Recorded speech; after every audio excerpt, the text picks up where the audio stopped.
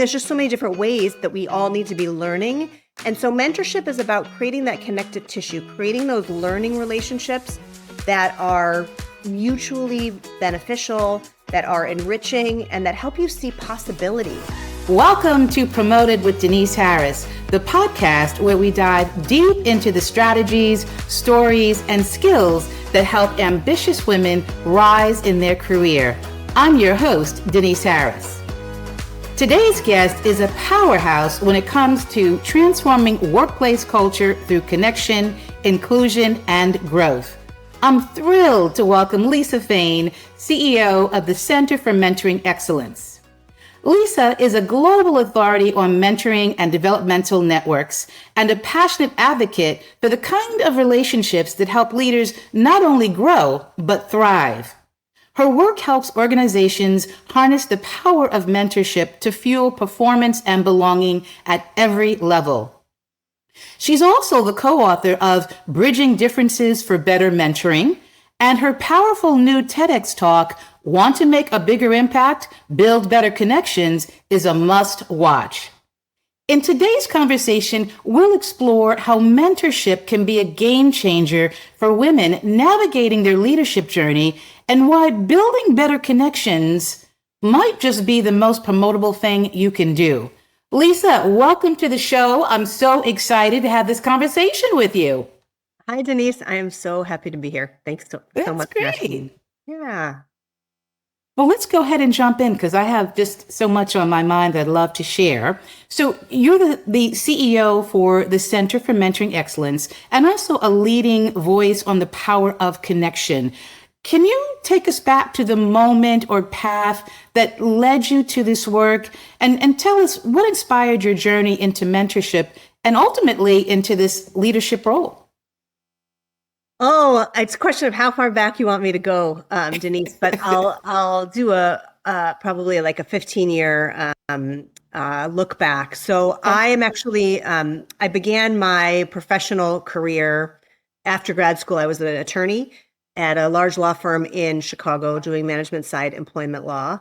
And I think it was a case of be careful what I was good at. It was not the work that fed my soul, but I knew I needed to have a little bit more balance because I had young children at home. And after I moved in-house, I ended up through a much longer story, leading diversity and inclusion for the company that I had gone to build employment policies for. And in the course of that work, I started to see that where things would start to make a difference in the workplace in terms of building inclusion was when people would have relationships in the workplace with people who were different from them in some way. Why? Because there was some accountability for bridging that difference. If you wanted to show up authentically in a managerial relationship, in a workplace peer relationship, with people who you maybe outside of the workplace you wouldn't otherwise encounter, you had to really learn to bridge those differences. And so I began to be passionate about the power of relationships with others, connecting with others across differences. And then when our women's group wanted a mentoring program, I knew just who to call. My mother had founded the Center for Mentoring Excellence 20 years before, and I called her and asked her to come in and help us launch our mentoring initiative. And she was in the front of the room, Denise, talking about the power, the transformational power of mentoring. And I am, kind of feverishly taking notes. And I had two simultaneous epiphanies at once. One was to look up and to see my mother in this professional role and think like, wow, it's so cool to see her shine. And the other was more germane to the question that you've asked me, which is connecting the dots between this belief that I had formed that people would make strides in inclusion by bridging differences, and what she was talking about, the power of these transformational relationships. So we dipped our toe in the water to work together. I went part-time in my corporate role and part-time with her, all the while building a coaching practice. And then when the time came, really dove in headfirst into this work. And I've really become passionate about both the power of connectivity and connections and the importance of having relationships across difference as a way to really transform.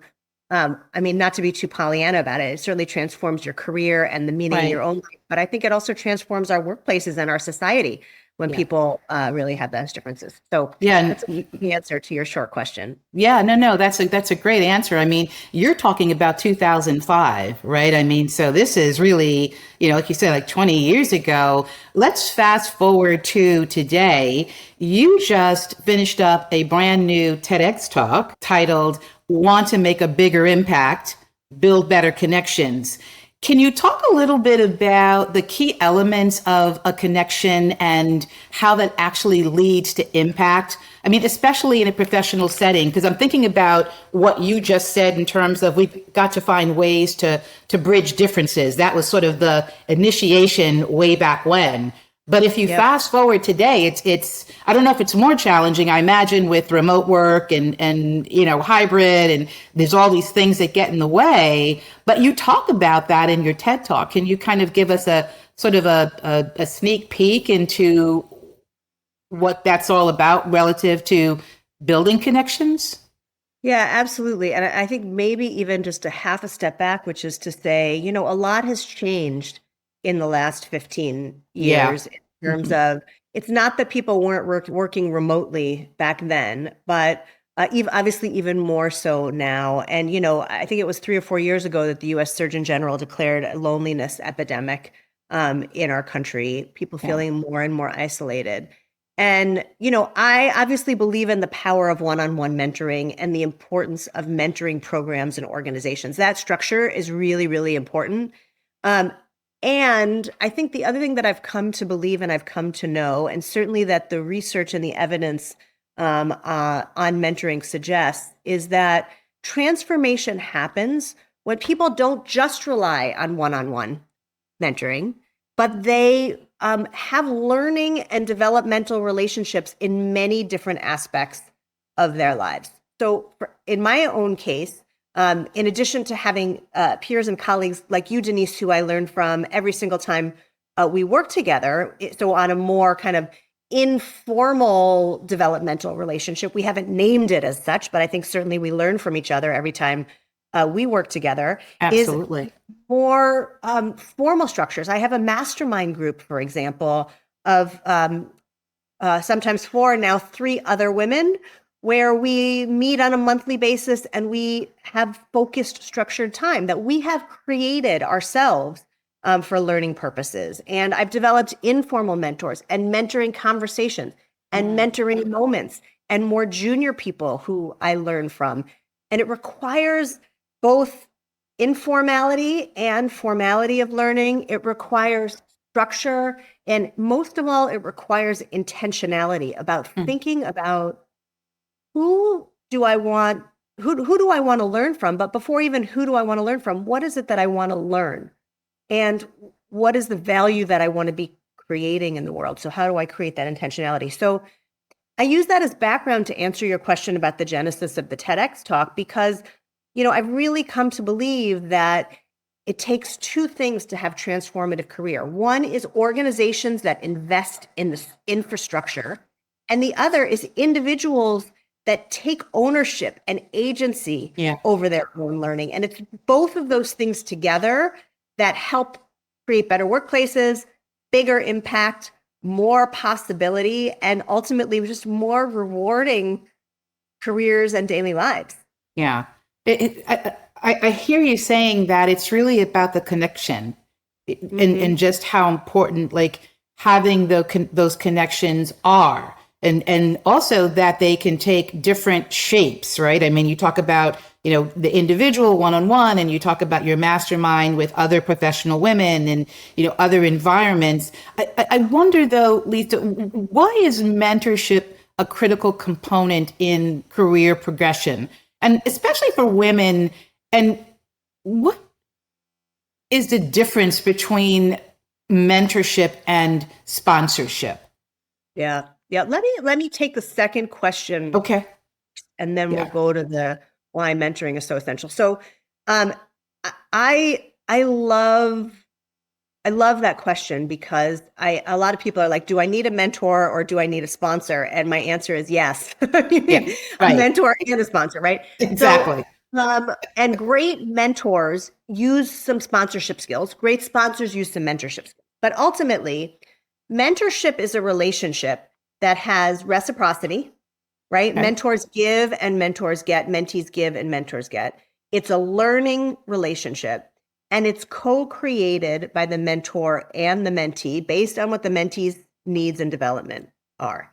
And this idea of co-creation, it makes mentorship really special and distinct from sponsorship because you can create this sense of psychological safety where mentors can share openly, mentees can share openly, and you can show up you can show up as a mentee with your shortcomings, with your worries, with your fears, with all of the challenges that you face so that you can shape up to be the kind of person who your sponsor, and we'll talk about that definition in just a second, but who your sponsor wants to hitch their wagon to. Sponsorship is it's also can be a learning relationship, but it's more about championing and advocacy. So you want somebody who is going to be in a room where you're not in and say, you know what, we have this growth, the stretch assignment, or with this growth opportunity, or this new position, and I want Denise Harris for that role because she's a rock star, and I'm advocating for you as your sponsor outside Right. you, and I'm looking out for opportunities. And you're showing up in your relationship for me as the kind of person who I want to say, yeah, Denise Harris is a rock star. So I think is actually this whole developmental network and sponsorship is a piece. Mm-hmm. And Yeah. a great mentor, like a great mentor would say, okay, Denise, I know you want to get into this particular role. Here's the areas I think we need to work on together. And when you go talk to your sponsor, maybe you want to have a conversation like this and then explore what that is, right? Yeah. So really is a both and, but mentors actually need the permission of their mentees to advocate for them outside of the room. Yeah. Sponsors No. do Mm-hmm. the rule. So it is distinct. And both are really, really important. And I think both are particularly important for women. And I would say doubly, triply important for women of color to have people who are sponsoring them and mentoring them in the workplace. Yeah. No, absolutely. I believe that 100% is one of the ways that doors open for women. And as you said, for women of color as well. I'm curious, Lisa, when is the best time to get a mentor? And is it ever too late? I mean, what about for women who are kind of like at that senior level? Is it too late to sort of develop a relationship with a mentor? What do you think about that? I mean, no is the answer. I mean, short answer, never too late. But Okay. let me elaborate on that just a little bit. You've Okay. heard me say in our work together that learning is the purpose, the process, and the product of mentoring. So at its heart, mentoring is a learning relationship. I mean, I think that if you are not learning and you are not growing, then it's a take on the Shawshank Redemption quote, right? Like Right. if you're not learning and growing, then you're dying, That's right? right. And That's exactly right. Hmm. CEOs need mentors too. And by the way, the reverse is true that very junior people just into the workforce can be mentors too. So there's all sorts of configurations of learning. And sometimes when CEOs start thinking about mentorship, they're like, well, where am I going to go? I'm not going to be able to go up. Well, maybe you go across and you form peer mentorships, or maybe you go junior and you form what I call complementary mentorship. Some people call it reverse mentorship, but you also should always be having these developmental relationships. It goes to your other question, which was, why is mentorship so important for people in the workplace? And it really is because, we have opportunities in the course of our regular jobs to get feedback from our supervisors about ways to grow. But that's all in service of a particular job or a particular task. Right. Very specific. Very specific. And all people, and I would even argue, especially women who carry lots of different hats in various aspects of their lives, we are so much more than just the work that we are doing in that particular role. Maybe it's about promotion. laterally or vertically. Maybe it's about how do I develop as a person, a leader in my community, or as a mother, or as a wife, or as a grandmother, or whatever it is, right? There are all a volunteer, right? I mean, there's just so many different ways that we all need to be learning.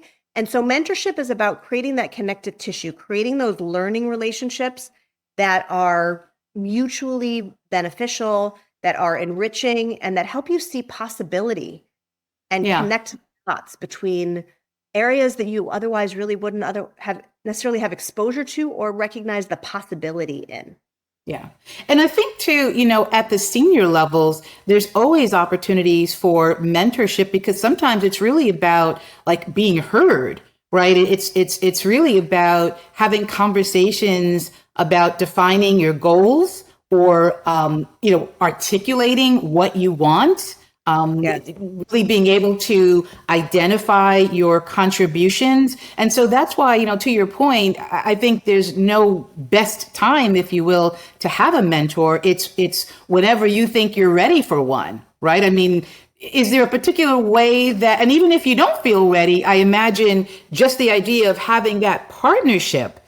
But that leads me to ask you, how does one go about finding a mentor? If I'm a senior director and I'm wanting to be a VP, in the workplace, what should I do? What would you advise me to do? Start a relationship with somebody who I admire? What's a step or two that I could take in that direction? Yeah. I love that question. So I think people ask the wrong question when they ask who should I be connecting with? I guess I have two comments that I want to say there. The first is, don't ask the question who first. The first question is what? What do I want to learn? What do I need from this relationship? What do I want mentorship to look like? Right? Because otherwise you get caught up in the magic or the mystery of charisma, and maybe I admire so-and-so. Well, maybe take the time before you say I admire so. What is it that you admire about so-and-so? What might you learn from so-and-so? How does that match up with your own learning goals? So the first step, what is it that you need from a mentoring relationship? What do you expect from your mentor? And once you're clear on that, you can do the second thing, which is, I don't know if you remember a movie from many years ago, Denise, called Glengarry Glen Ross. Oh yeah, sure. And the villain / boss, played by Alec Baldwin in the most recent iteration of the movie, said, "Oh, ABC, always be closing, always be closing." I think ABC always be closing. Always yes. be closing. I think the ABC of the modern day is always be connecting. Always be connecting with people. Always be curious. Also starts with C, right? Oh, I love that. Mm-hmm. Always be connecting. And then you can start to link the two, right? The more curious you are in your connections, in the people that you meet, the more you can link up with what those learning needs are. And you don't start with, hello, Denise, my name is Lisa Fain. Will you be my mentor? I mean, you're going to run for the hills if I start that way. But instead, I might say, like, Denise, we have such and such connection in common. I really admire the work that you do on helping women, succeed at the highest levels in the corporate workplace. And I'm looking to develop a little more knowledge here. Can we have a 15-minute conversation where I ask you some targeted questions about that? You're a lot more likely to say yes. It's a little like dating. Like, you're not going to ask somebody to marry you on the first date. You're not going to ask somebody to mentor you on the first connection. So it is about planting little seeds, having initial conversations, determining whether there is capability and chemistry and bandwidth to mentor. And then you can say, after a few conversations, oh my gosh, Denise, in our first conversation, you gave me this suggestion and I followed up on it. Here's what came of it. I'd love to have another conversation. And then the next conversation, I might say, I'm actually looking for some more formal mentorship on this. Is this something you might be willing to do? This is what it looks like for me. because Yeah. I've done the Yeah. self-reflection to know what I need in the mentoring Mm-hmm. world. And then it becomes this negotiation of, you know what, Lisa, I actually can't meet with you every month, but what if we met quarterly and you came with an agenda or sent me your topics ahead of time so I had time to reflect? Now we've started to form some agreement Yeah. about what our relationship is going to look like and intentionality around it being a developmental conversation. Mhm. Yeah, I love that, and I love the always be curious. I think that is just, you have to sort of put yourself in that position where you are curious, right? Where you're always kind of thinking about what you want and where you want to go. I think the thing that can sometimes get confusing, and maybe you can help us gain some clarity, is that you're not always going to find a mentor in the place where you work. And they don't have to necessarily be in the workplace, right? I mean, you can find a mentor in any group that you may be in, a professional group that you are doing. Maybe you're volunteering. Maybe it's an old friend of the family. I mean, it doesn't necessarily have to be somebody that's in your workplace. But I think it goes back to what you said earlier, which is you have to define what is it that you want out of this mentoring relationship. What are you trying to do for yourself? How do you want to be different beyond this relationship? Yes. But I'd love to hear your thoughts on that. I mean, in terms of, it doesn't need to be in the workplace. Isn't that true? That is 100% true. And I love that you mention it because, you know, there's this fallacy that mentorship is all about knowledge transfer.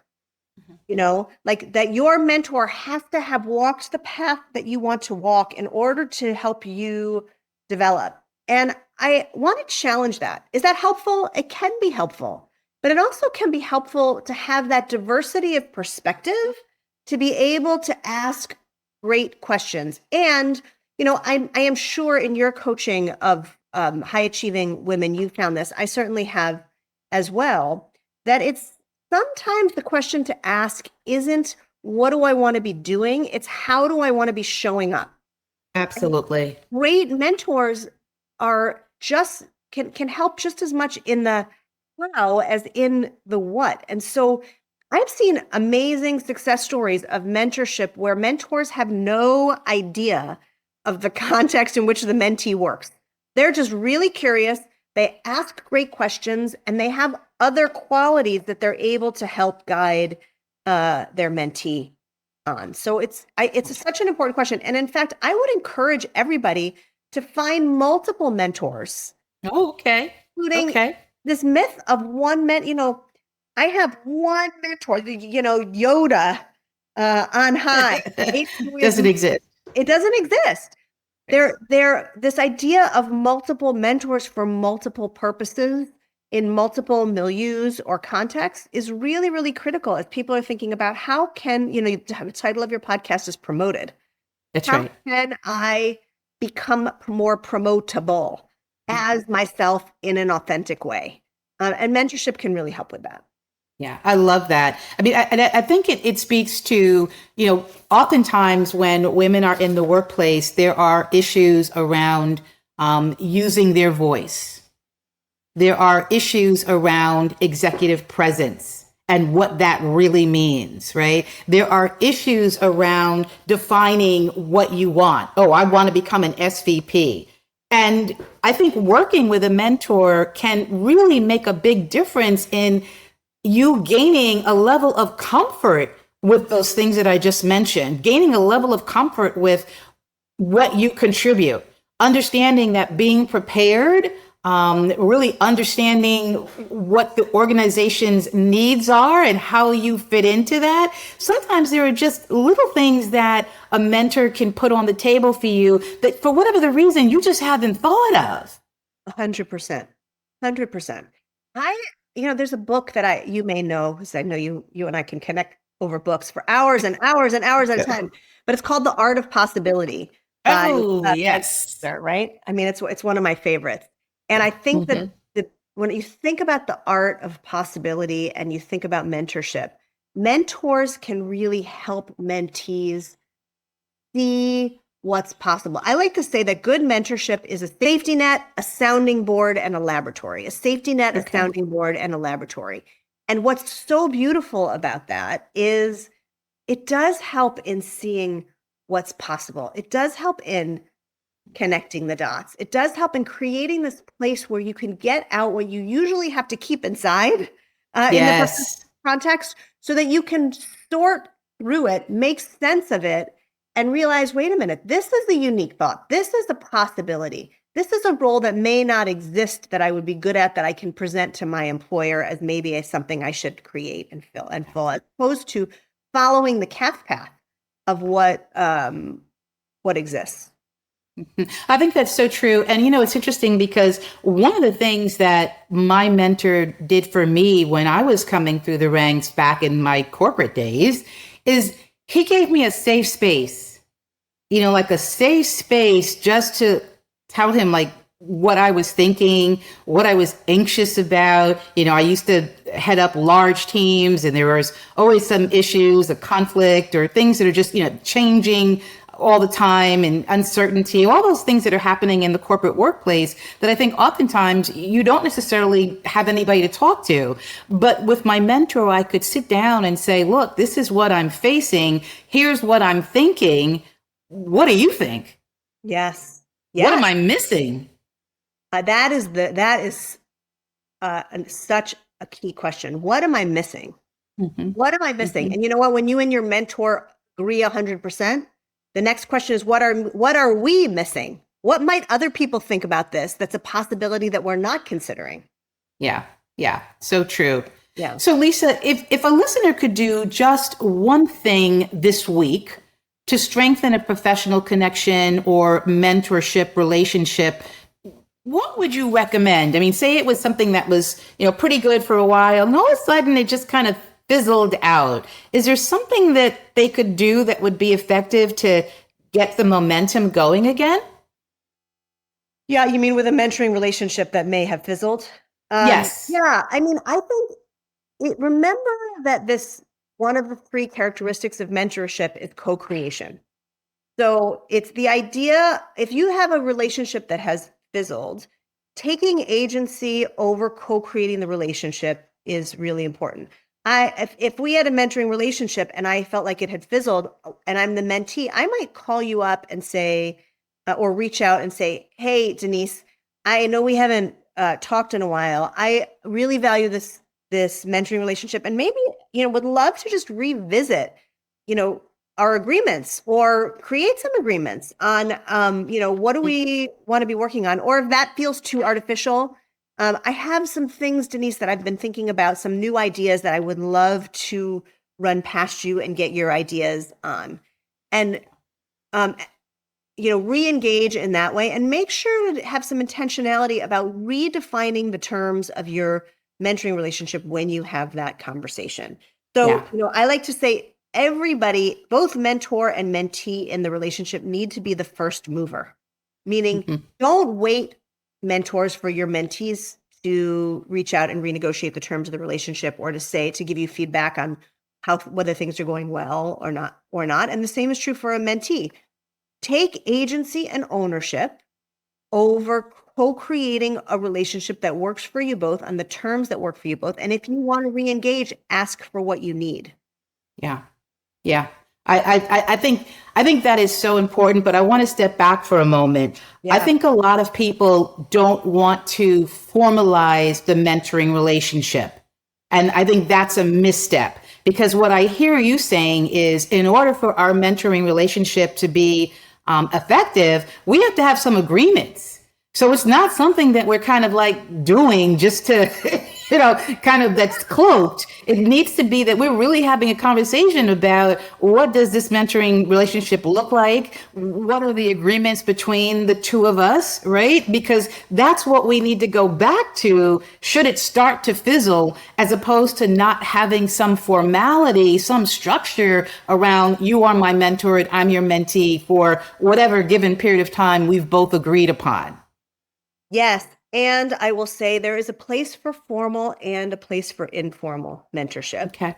And I think both are important. I have had great mentoring conversations with people who never called themselves my mentor. or who necessarily I wouldn't necessarily even call my mentor, but with whom I have learned from.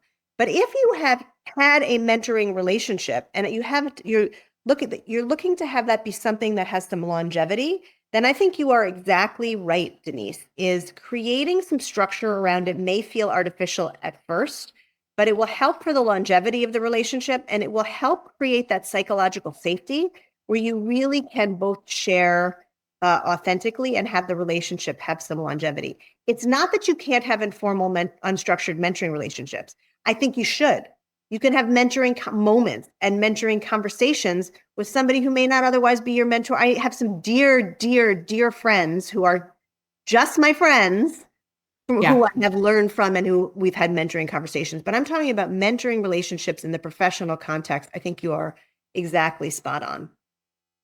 Okay. All right. Well, what I want to know next is, in your experience coaching and mentoring high potential professionals, what are 3 characteristics that you believe are essential for women who want to get promoted? Okay. So I bet based on what I've said, you could guess already, but I'll articulate, right? So the first is curiosity. Curiosity about yourself, curiosity about others, curiosity about what's possible, curiosity. That's the first. The second is agency. Take agency over your own learning, which requires self-reflection. It requires answering hard questions. It requires listening to the inner voice, finding the inner voice first, and then listening to it. That's a great coach can certainly help with that, but also just, quiet time, meditation, shockingly silence, which we never very, very rarely have. So curiosity and agency, and then take some risk, right? Like, don't be afraid to put yourself out there and experience rejection. You may ask somebody for mentorship. You may ask somebody for a connection and get a big fat no. Congratulations, you have narrowed the pool. Thank you. You've got to take risks. You have got to take risks, and you have got to take risks. And if you have had that self-reflection, I mean, it will help lessen the sting of no, because you'll realize that it wasn't a match anyway, right? You don't want a mentor who doesn't have time for you. You don't want a mentor who's not interested in your own learning. So risk-taking, agency, and curiosity. We could go on and on, but you asked for 3, so I'll stick to that. No, I think those 3, you just nailed it as usual. So finally, Lisa, would you tell our listeners what's a favorite book that you've read or are reading that's been meaningful in the way that you approach leadership? And you said it before, you and I, we connect over books. We read so much. We love them. We're both avid readers. But is there one particular book that you've got that you want to share with the promoted community that really is a standout for you? Yes, because you're making me choose one, but it's like picking your favorite child, like. I know. Is it that difficult? Yeah. There's a book that I know we talked about before that's called Playing Big by a woman named Tara Moore. MOH. One of my favorites. Yeah. And I would say that book was transformational for me many years ago. There are many exercises in there that I turn to again and again and again and again. So that's a great one there for those who are listening who aren't familiar with that book. She has an exercise called Finding Your Inner Mentor, which is a different definition of mentoring, but it is so powerful. I've probably done that exercise 5 or 6 different times and come up with things that are just so powerful. So if I had to pick my favorite child's for that in the purpose in this sense, I would say Playing Big by Tara Moore. There's another book by Martha Beck. I think it's Finding Your True North. Maybe that's not the right title, but no, I think that is Martha's book, Finding Your True North. That's another kind of early development book. It's not about mentorship per se, but it's about that kind of self-awareness. And I think it will help your listeners lead to taking agency over their own learning. Yeah, which definitely will help you be more promotable. Thank you so much, Lisa. I really enjoyed our conversation today. And I want to encourage all of our listeners to listen to your TEDx talk, want to make a bigger impact, build better connections. It's really a wonderful TED Talk. You talk a lot about the keys, and maybe you'll come on to our show again and we can kind of dig a little bit deeper into that, because there's so much, it's so very rich. But I want to encourage everyone to get out there and to watch that TED Talk. And of course, your book, Bridging Differences for Better Mentoring, which is an excellent read as well when you're thinking specifically about mentoring and the impact that it has. So thank you so very much for coming on today to the Promoted with Denise Harris podcast. It's been wonderful having a conversation with you, and we really appreciate it. Thank you so much, Denise. I enjoyed it too.